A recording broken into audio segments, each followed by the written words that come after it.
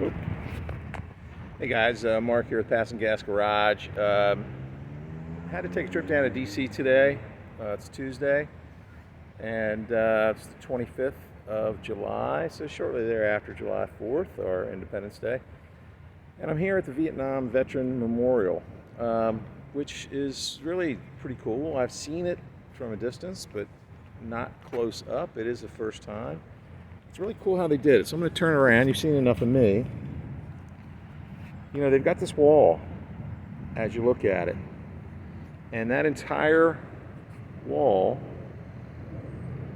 basically is filled with names. They've got a directory that basically is in alphabetical order. This is in order of how they actually died, from the first ones to the last one. So I can assume that this is right here. So 70 East. I believe that these were the last guys.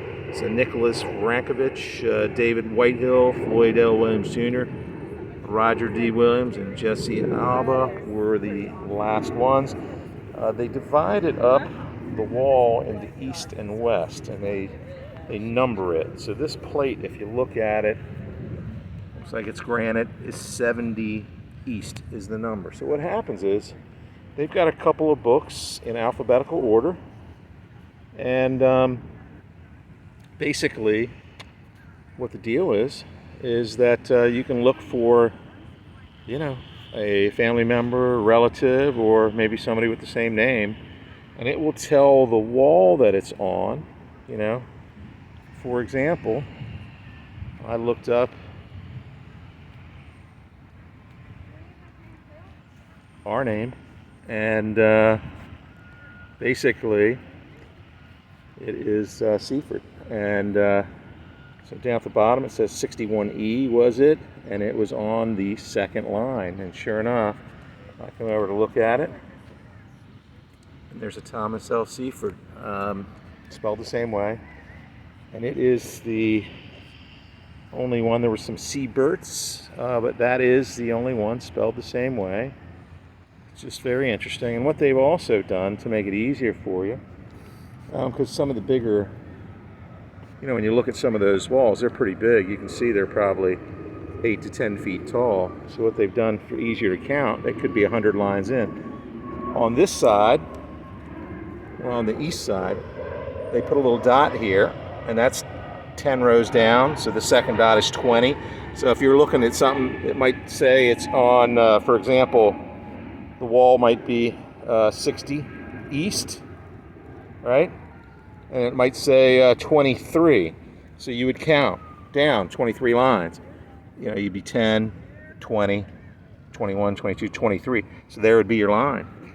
So that's how you figure it out. But very interesting.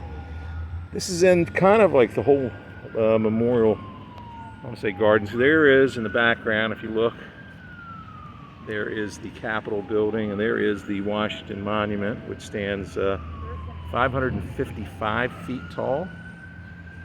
It is 55 feet wide at the base, and they wanted it to be 10 times the height. Originally it was supposed to be 600 feet, but they reduced it down to 555.